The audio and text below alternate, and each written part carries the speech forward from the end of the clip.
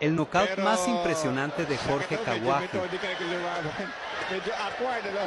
Yeah, he has not fought for 10 years. Oh, One punch. left. Maniwala ka. Maniwala ka.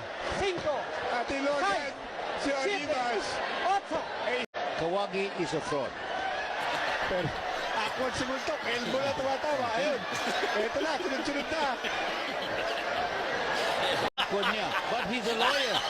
He's a law graduate. Law graduate. Pinigil na ni referee Libres ang laban because Olivas is just getting pummeled. Nakita mo naman. Let's set the record straight. This fight was requested by Fernando Beltran of Zanfer Promotion. All right, and Allah just accommodated them because they do some business with Zanfer. But it meant nothing because I think Zanfer takes care of all the expenses. Now, this guy Kawagi has political ambitions. Oo, medyo may politiko, ano? So this